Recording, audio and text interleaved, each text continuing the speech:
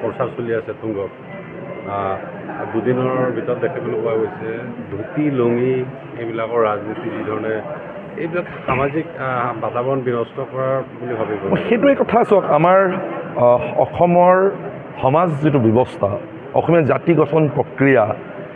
এই জাতি গঠন প্ৰক্ৰিয়া কোনো ধৰ্ম ভিত্তিত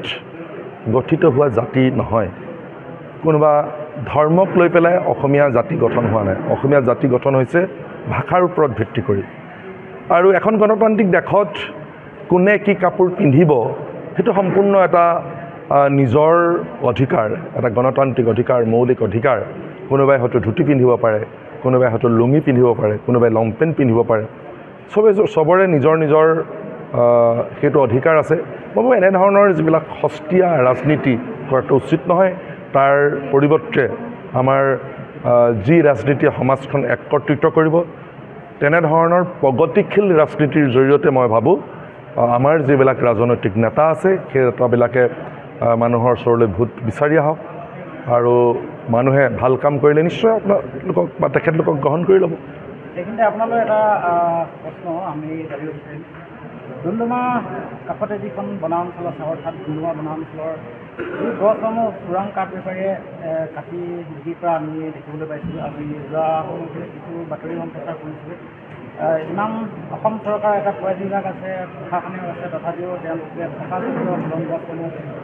কাটিছে আৰু ইয়াত আপোনালোকৰ দলৰ ফালৰ পৰা কিবা ব্যৱস্থা ল'ব নাই অকল ডুমডুমাত বুলিয়ে নহয় সমগ্ৰ অসমৰ যিবিলাক ফৰেষ্ট এৰিয়া প্ৰধানকৈ সীমামূৰীয়া অঞ্চলৰ যিবিলাক আমাৰ ফৰেষ্ট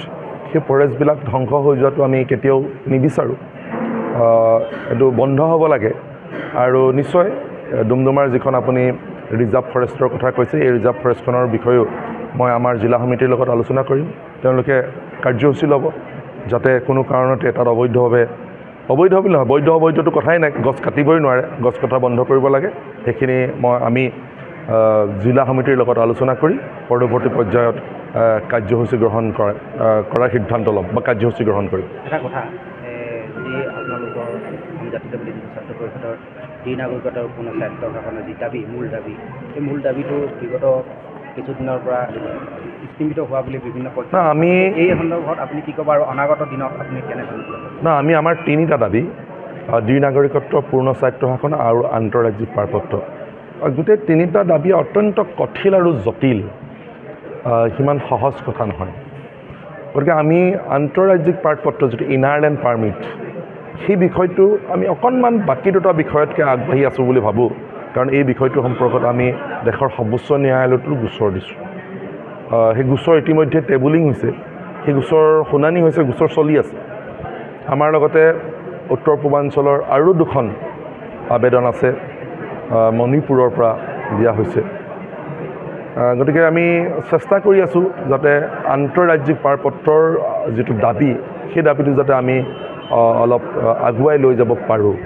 কাৰণ আন্তঃৰাজ্যিক পাৰপত্ৰ যদি অসমত প্ৰৱৰ্তন কৰা হয় তেনেহ'লে ক'ৰবাত নহয় ক'ৰবাত প্ৰব্ৰজিত আৰু আগ্ৰাসনৰ যিটো সমস্যা সেই সমস্যা বন্ধ হ'ব অন্যান্য যিবিলাক ভূমি অধিকাৰ অৰ্থনৈতিক অধিকাৰ এনে কিছু অধিকাৰো আমাৰ প্ৰধানকৈ ভূমি অধিকাৰ আমাৰ খিলঞ্জীয়া হাতলৈকে আহিব গতিকে আমি আন্তঃৰাজ্যিক পাৰপত্ৰৰ যিটো বিষয় সেইটো অকণমান আগবঢ়াই লৈ যাব খুজিছোঁ বা এটা খোজ আগত আহিছোঁ আৰু আপুনি কোৱাৰ দৰে দ্বি নাগৰিকত্ব আৰু পূৰ্ণ স্বায়ত্ব শাসন স্বাভাৱিকতে অত্যন্ত এটা জটিল বিষয় আৰু গোটেই বিষয়টো আচলতে এটা মুভমেণ্ট বা এটা আন্দোলন কৰোঁ বুলি ক'লেই কৰা বস্তু নহয় আন্দোলনটো ক'ৰবাত নহয় ক'ৰবাত মানুহে বুজি পাব লাগিব মানুহে জানিব লাগিব মানুহে বিচাৰিব লাগিব তেতিয়াহে সেই বিষয়টো আগবাঢ়ি আহিব গতিকে যেতিয়া কা আন্দোলন হৈছিল তেতিয়া ইনাৰলেণ্ড পাৰ্মিটৰ কথা ওলাইছিল গতিকে এখানে ইনাৰলেণ্ড পাৰ্মিটৰ সম্পৰ্কত আমি এটা খোজ আগবাঢ়ি আছোঁ গতিকে ইনাৰলেণ্ড পাৰ্মিটৰ লগে লগে সেই বাকী দুটা দাবীও আমি আগবঢ়াই লৈ যাবলৈ চেষ্টা কৰিম কিন্তু ইনাৰলেণ্ড পাৰ্মিট যাতে অসমত প্ৰৱৰ্তন কৰাব পাৰোঁ সেই সম্পৰ্কত অসম জাতীয়তাবাদী যুৱ ছাত্ৰ পৰিষদৰ কাম কাজ অব্যাহত আছে আমি ডুমডুমা কেন্দ্ৰীয় ৰাজহুৱা ৰঙালী বিহুত অংশগ্ৰহণ কৰিবলৈ আহিছিলোঁ আৰু আমাৰ অসম জাতীয়তাবাদী যুৱ ছাত্ৰ পৰিষদৰ যিসকল তিনিচুকীয়া জিলা সমিতিৰ সতীৰ্থ আছিল তেখেতলোকৰ লগতো আমাৰ কিছু অন্তৰংগ আলাপ হ'ল। গতিকে আজি বহাগৰ 8 তাৰিখ, পলমকৈ হ'লেও আপোনালোকক বহাগ বিহু আৰু অসমীয়া নতুন বছৰৰ আন্তৰিক শুভেচ্ছা জ্ঞাপন কৰিছোঁ। বহাগতে আমি অসমীয়া জাতিয়ে বহু পণ লওঁ। বহাগতে আমি অসমীয়া জাতিয়ে জাতিটোলৈ অহা যিবিলাক প্ৰত্যাহ্বান, সেই প্ৰত্যাহ্বানবোৰ মষিমূৰ কৰিবলৈ চেষ্টা কৰোঁ। বহাগেই আমাৰ প্ৰাণ, সেই কথা আমি সকলোৱে জানো। কিন্তু এই বহাগত ক'ৰবাত নহয় ক'ৰবাত আমি দেখিছোঁ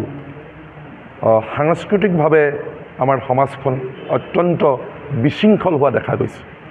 কেতিয়াবা যদি মঞ্চত সেই বিশৃংখলতা দেখা গৈছে, কেতিয়াবা হয়তো চোতাল বিহু পৰিৱেশন কৰিবলৈ যাওঁতেও গৃহস্থৰ ঘৰতো সেই বিশৃংখলতা আমি দেখা পাইছোঁ।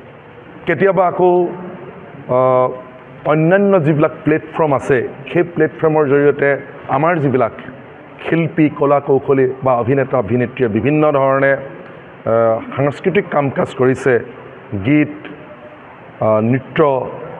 বা এনেধৰণৰ যিবিলাক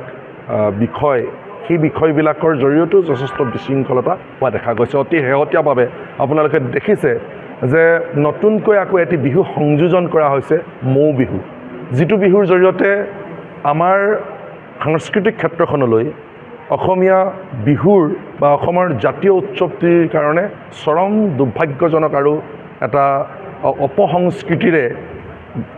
চানি ধৰা এটা বিষয়। এনেধৰণৰ যিবিলাক অপসংস্কৃতি, সেই অপসংস্কৃতি যদি কলিতে মষিমূৰ কৰিব পৰা নাযায়, তেনেহ'লে বিহু বা আমাৰ অসমীয়া সাংস্কৃতিক ক্ষেত্ৰখন চৰম বিপৰ্যয়ৰ সন্মুখীন হ'ব লাগিব। গতিকে সেইকাৰণে মই আপোনালোকৰ জৰিয়তে দাবী জনাব খোজোঁ যে এই মৌ বিহু যিবিলাক প্লেটফৰ্মৰ জৰিয়তে প্ৰচাৰ কৰি থকা হৈছে, সেই প্লেটফৰ্মসমূহে অনতি বিলম্বে মৌ বিহুৰ যি অপসংস্কৃতি অসমত সৃষ্টি কৰিবলৈ চেষ্টা কৰা হৈছে, সেই অপসংস্কৃতি অনতি বিলম্বে বন্ধ কৰিব লাগে বুলি আমি অসম জাতীয়তাবাদী যুৱ ছাত্ৰ পৰিষদে দাবী জনাইছোঁ। কাৰণ তেখেতৰ যিখিনি কাম কোনোবা এগৰাকী যুৱতীয়ে কৰিছে, তেনেধৰণৰ যিবিলাক ভিডিঅ', তেনেধৰণৰ যিবিলাক বিষয়, সেই বিষয়বিলাক অভিনয় বা উপস্থাপন কৰিবৰ কাৰণেও বেলেগ বেলেগ মঞ্চ আছে। প্ৰাপ্তবয়স্ক